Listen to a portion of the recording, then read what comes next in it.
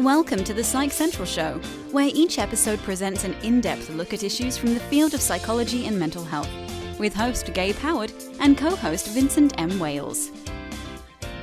Welcome, everyone, to this week's episode of the Psych Central Show. We've got a great guest for you this week. We're going to be talking to Mike Veny, who is going to help us transform stigma into strength. Vin, I'm going to throw out the first question to you real quick, because for people that haven't spent a lot of time in the mental health world, they might not know what stigma is. So before we ask Mike to define stigma, define it. Generally speaking, I think you can summarize stigma as being a combination of different things. Shame, and I mean that in both senses, a sense of feeling shame and shaming others for whatever it happens to be, and in this case, mental illness. Also, it's about not being open, again, because of the shame, but it's about having to be in the closet, so to speak.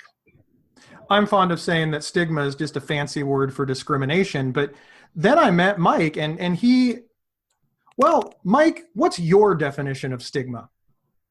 Well, the both of you are actually right, in my opinion. There's no one way of describing it. According to Webster's dictionary, it's a mark of shame.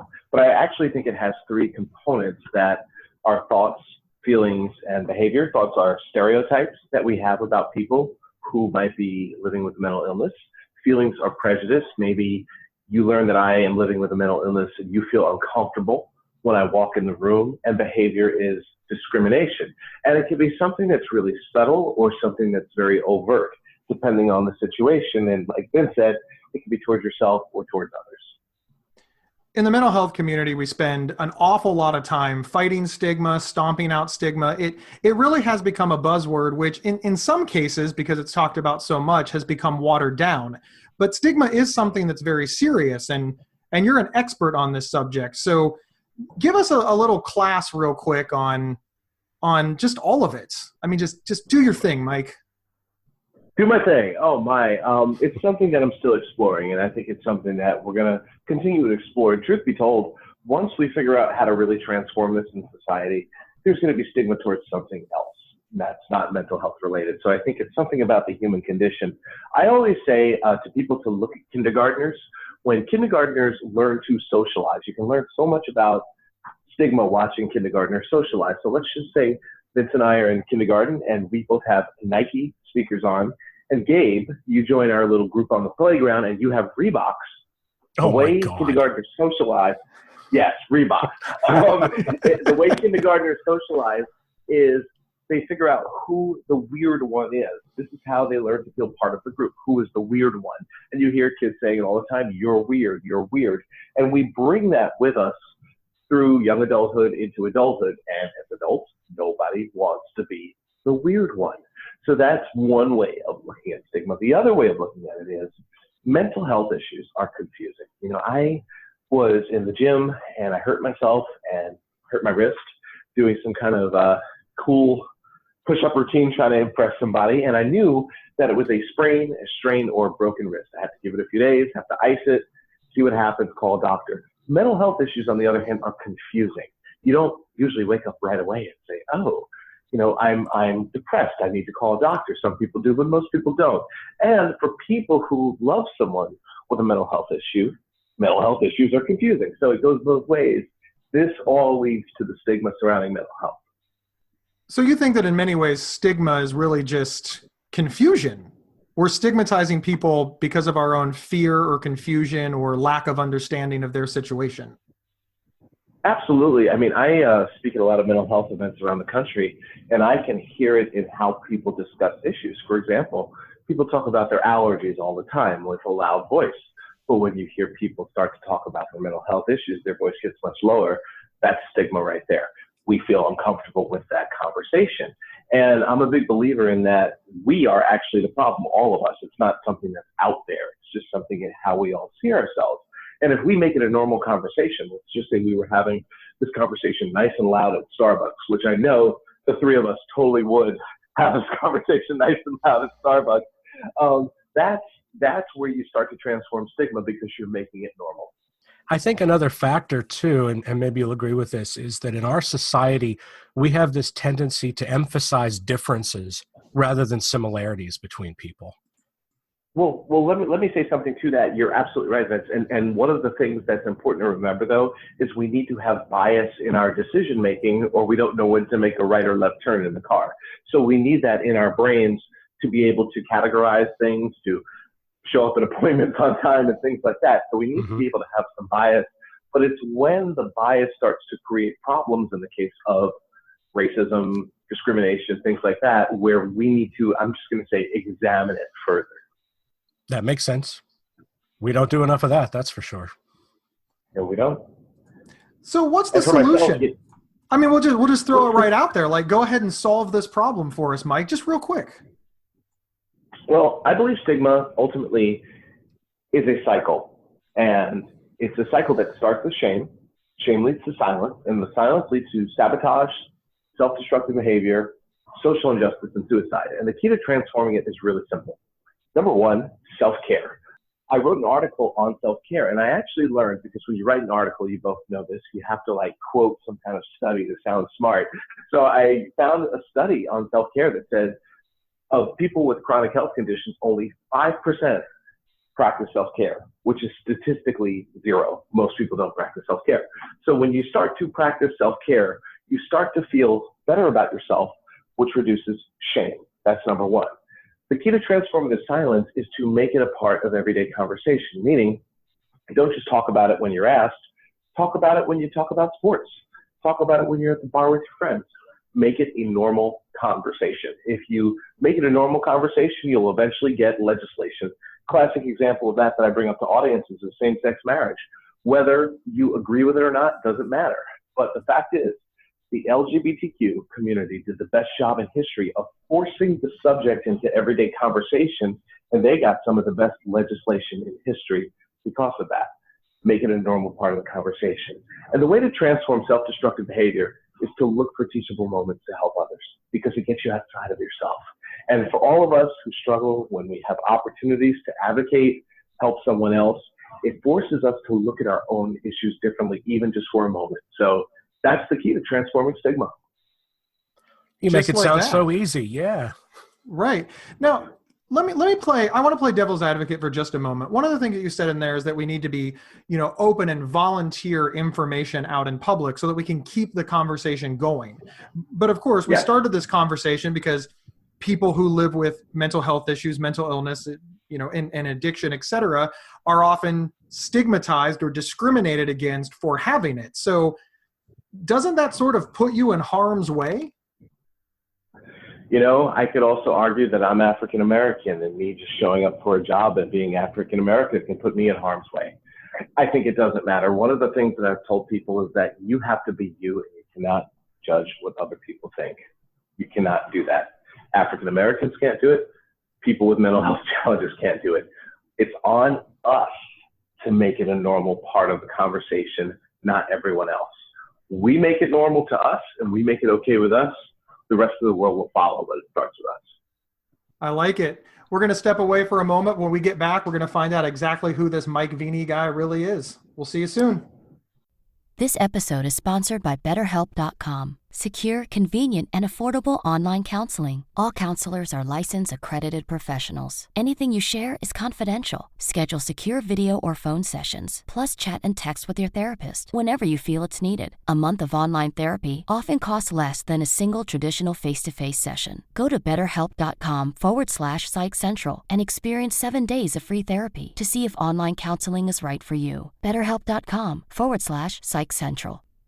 And we're back with Mike Veny. Mike, I want to know more about you. I've looked over your website and I've been enjoying talking to you for the past 10 minutes, but there's so much more I don't know. Can you bring me up to speed a little bit?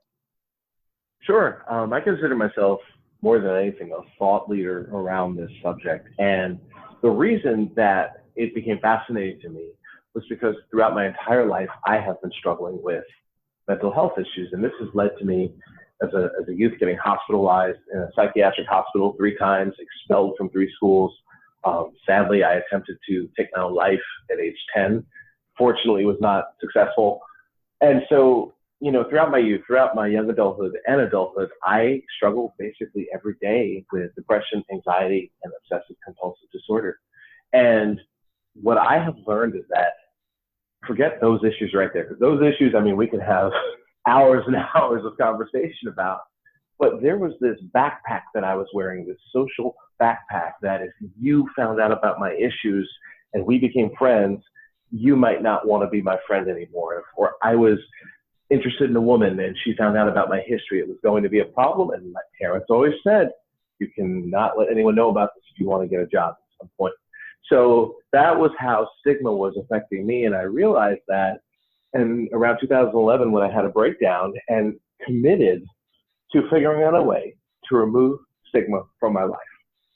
I have to ask, I know a lot of people, when they hear about very young individuals who take their own lives, it is such a profound shock. And you say that you made the attempt when you were 10 years old. A lot of people would say, how on earth could a child that young even think about doing such a thing? Well, if you go back to something I said before, mental health issues are confusing. They're confusing whether you're 10 years old or 100. And at 10 years old, I had started puberty faster than many of the girls. And my emotions, with puberty comes emotional issues all over the place, plus my own depression. And I didn't know what to do with that. And one of the things that I have learned about suicide from my perspective and self-harm is that it's simply a solution. We are a solution-oriented society. That's why we bias and put people into groups. We like solutions. And I just wanted a solution to end the pain. It was so overwhelming. And so for a lot of people who are struggling, I believe that when they might attempt suicide, they are simply looking for a solution. Mike, to pull this back onto stigma for a moment, how much stigma do you think that you faced being 10 years old? How much stigma did you face in your own family? I mean, there's, Vin's right. That's awfully young. How do you think that brought you to this place now?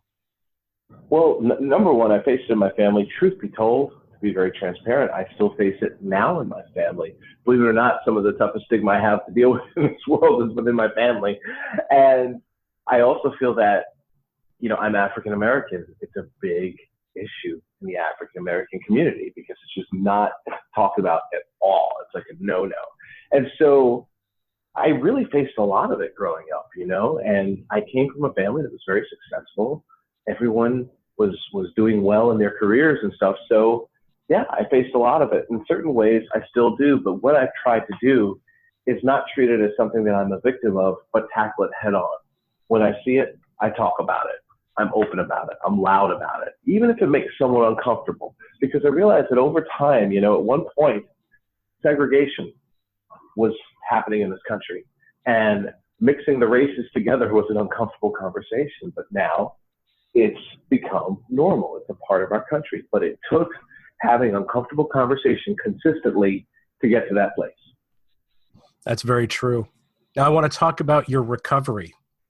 Specifically, one of the things that was your path to recovery, which I understand is that you were a drum circle facilitator.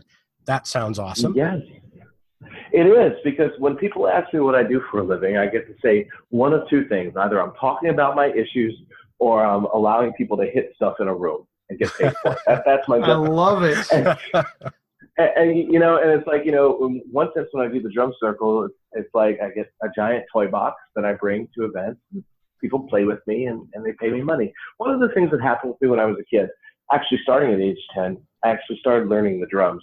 And the drums are the only thing that calmed me down, more than all the medications that they were putting me on. And so I decided to become a professional drummer, spent many years just focusing on that before getting into mental health. And when I got into focusing on mental health and speaking, the drumming kind of came with me because people were asking for it. And I realized that mental health issues and people issues go hand in hand. You can't have one without the other. And the drum circles allowed for this environment for me to teach people a healthy way to bond with each other, which is something that's rare in this society, whether you have mental health issues or not, getting on the same page as people. So it's really nice to see adults come together, smiling, being on the same page and playing the beat together. And I absolutely love doing it. When I did research on you for this show, I of course Googled Mike Veny, and lots of stuff came up, lots of great stuff, but YouTube videos of you playing the drums came up. And I have to say, it was, I know this is not related to mental health at all, but I was watching you do it and I was like, that looks like a happy guy. Yeah. And, you know, I can actually say this on your show. One of the things in my life that I'm transitioning to, I mean, I do so much speaking and I love doing it. And I love facilitating drum circles, but I'm actually going to be focusing in the next few years on just going back to being a drummer, pretty much as the majority of my career, because that brings me the most happiness. It's going to bring me the least amount of money, but it's going to bring me the most happiness. And that's what I want to focus on. Excellent. That is very, very cool. Now, so you feel that the things that you faced as a child, the stigma that you faced as a child led to your career later in life, because as you put it very succinctly, we must have uncomfortable conversations. It's by conversing about it that brings it out into the open. Bringing it out into the open allows people to explore it. Exploring it allows people to, I mean, you said it significantly better than I'm doing now, but your whole point is that without conversing about it, we're never going to reach understanding. And without understanding, we're not going to be able to break down the barriers that we're using to separate ourselves. Correct. Yes. And to anyone listening, this thinking, like one of the common questions that I get is, well, what if someone reacts in a negative way? Be that a family member, friend, or someone on the job. Guess what? It doesn't matter. Because that's the exact same thing that happened with the LGBTQ community when they were talking about same-sex marriage. They threw it in everyone's face. They didn't care about anyone's reaction, and look at where they got things. And I've even found that in churches in the South, they are more open to talking about including the LGBTQ community than they are talking about depression. And I think that's horrendous. And the reason for that is we are not making it a normal conversation and doing it unapologetically. That's the important thing, to do it unapologetically. It's really easy to say, of course, you know, just do it. Who cares what people think? And in fairness, we shouldn't care what people think. But unfortunately, our country has a fairly violent history of, you know, attacking people that look different, sound different, talk different, act different, or have different issues. So I do want to give just a slight nod to the idea that, you know, those who came before us, you know, some of those unfortunately were dealt with pretty violently. What I truly want to say is, you know, it's really easy. But for example, one of my idols, historical idols, people that I, of course, never met, was Dr. Martin Luther King Jr. Fantastic man. I know we all know who he is. And obviously, he was willing to die for his beliefs. But I do think that we need to acknowledge that by speaking out and for all the change that he did, you know, unfortunately meet an untimely end. I realize that I don't think the stakes are that high in our community, but I do want to acknowledge it for the other communities because, you know, unfortunately, America has an abysmal history in the way that we have dealt with people that are outspoken about things that are different. And I think that helps to silence people now in the present because of. Absolutely. Absolutely. But, you know, one of the things that I was looking at recently about trends in terms of topics, this subject of mental health is becoming increasingly popular in our society. That means people want to know about it, yet it's still taboo. So we're not at a point like we were years and years ago where like no one was talking about it at all. We're at a point where people are starting to talk about it. They're still figuring out how to do that. And that's why I think it's a really opportune time for those of us that are advocates and people who want to move the conversation forward and see it become normal to do it unapologetically because of where we are at the time. And I totally agree with you, Gabe, that, you know, the people who came before us, many of them did these exact things and did not have a good response, but ultimately it led us to where we are today. And we're happy for them because, you know, we are, what's the phrase? We're standing on the shoulders of giants. I love that one. Right. All right. We do have more than one society to deal with, as you alluded to earlier. Different communities speak very differently about mental health and mental illness within themselves. It's one thing in the African American community. It's another one in the Latino community. They all treat it a little bit differently, and some of them much more stigma than others. Absolutely. Absolutely. One thing I say to that, it's really important to start with speaking to people in their language. So for instance, churches, one of the things that I've been consulted about is pastors. They ask me, well, how can we apply these principles to our church? And one thing that I suggest to churches is to take the principles and include it in their teachings from the Bible. So it's relatable to what they are already doing, and it flows right in and doesn't seem like this extra side thing they have to talk about. So I think it's important to meet people where they're at and start there. And that's why I'm a big believer in the uncomfortable conversation too, because you have to meet people where they're at and go from there. They're not going to change overnight. We all don't change overnight. I know I don't. So I think that's important to do that in the process. The final thing that I want to ask you, Mike, just to tie this all up with loose ends, is there's obviously multiple ways to have conversations. You know, any conversation can be had multiple ways. I can scream it at you. I can yell it at you. I can sit down and respectfully tell it to you. Having the uncomfortable conversation is one thing, but how? How should we behave when we're having these conversations? The thing we should keep in mind is to come from the heart. A lot of times, if you're an advocate, we actually come from a place of anger and frustration because we want to change things. And that turns people off all the time. But it's important to come from a place of love. For example, I have a friend that used a term that you probably shouldn't use to describe people with mental health issues. And I love this friend dearly. I know that she didn't mean it purposely. So I use that as a teachable moment for myself to come from the heart and have an open, relaxed conversation about it. And she has actually gotten so much better and learned so much more about mental health since, and talks to me about it all the time. And that's why I think it's important to just come from the heart. That's the important thing. Wonderful. Perfect. I am very fond of saying that disagreement does not equal disrespect. And I think that applies to pretty much every area of our society. Absolutely. Mike, I can't believe that the time has gone so fast. You have been an incredible guest. You're probably one of my favorite people out there on the mental health speakers trail. So thank you for taking a few moments to be with us. I really appreciate it. Well, thank you for having me on the show. It was our pleasure. Definitely. Thanks everyone for tuning in. And remember, you can get 1 week of convenient, affordable, private online counseling anytime, anywhere. Just visit our sponsor, betterhelp.com/Psych Central. We will see you next week. Thank you for listening to the Psych Central Show. Please rate, review, and subscribe on iTunes or wherever you found this podcast. We encourage you to share our show on social media and with friends and family. Previous episodes can be found at psychcentral.com/show. PsychCentral.com is the internet's oldest and largest independent mental health website. Psych Central is overseen by Dr. John Grohol, a mental health expert and one of the pioneering leaders in online mental health. Our host, Gabe Howard, is an award-winning writer and speaker who travels nationally. You can find more information on Gabe at gabehoward.com. Our co-host, Vincent M. Wales, is a trained suicide prevention crisis counselor and author of several award-winning speculative fiction novels. You can learn more about Vincent at vincentmwales.com. If you have feedback about the show, please email talkback@psychcentral.com.